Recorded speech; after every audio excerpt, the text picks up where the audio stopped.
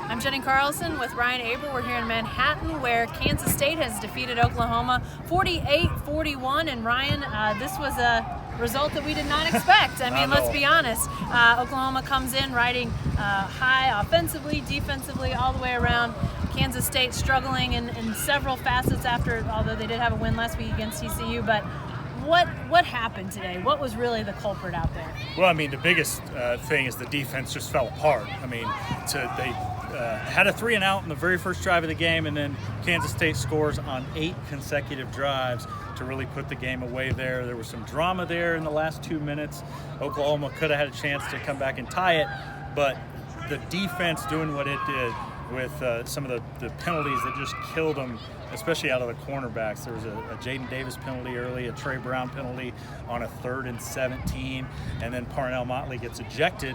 And then all of a sudden you only have 2 scholarship cornerbacks in the stadium.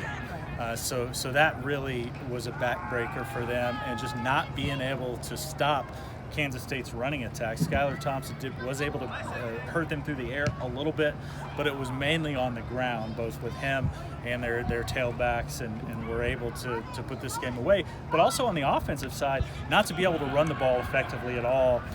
Kennedy Brooks and Trey Sermon combined for 6 carries.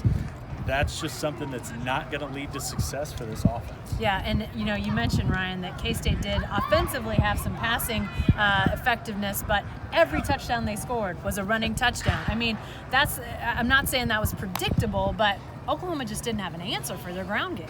No, they didn't.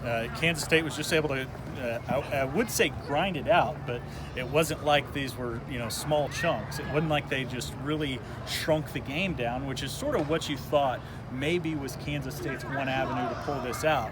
They didn't do that. They just mauled the Sooners physically at all levels of the defense. Well, and on the offensive side for Oklahoma, a decent passing day, 19-27 for Jalen Hurts, 395 yards, so really high number with not very many completions, but they just couldn't take advantage of opportunities. I mean, the third quarter, they get shut out in the third quarter, kicked a lot of field goals in the first half.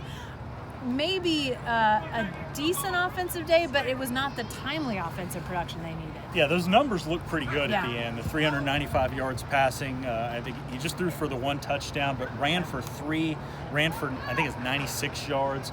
So the numbers look decent at the end, but when you really dive into it, when you watch this game, that wasn't the case. It was a lot of sort of big strikes that didn't amount to a whole lot at the end of the day. Obviously, they put up a lot of points, but there's so many opportunities where Oklahoma has done more this year, and they could have done more today.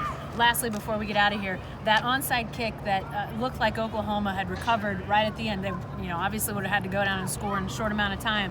But it sounds like after the game, what Lincoln Riley told us was that the officials said that they didn't feel like Trajan Bridges got blocked into the ball, and so he touched it, and that's why K-State got possession. But like Lincoln Riley said, they put themselves in a position where a 50-50 coin toss sort of play decided this game. They didn't want to be in that position, obviously. Yeah, not at all. It was much more about everything that happened, in the first 58 minutes of this game rather than the last 2.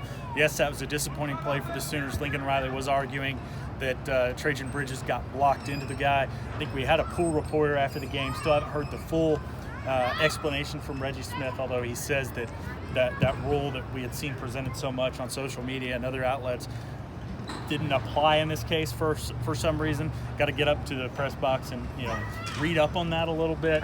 But certainly a disappointing finish for the Sooners after they had battled back. Finally got some defensive stops there, but not quite enough.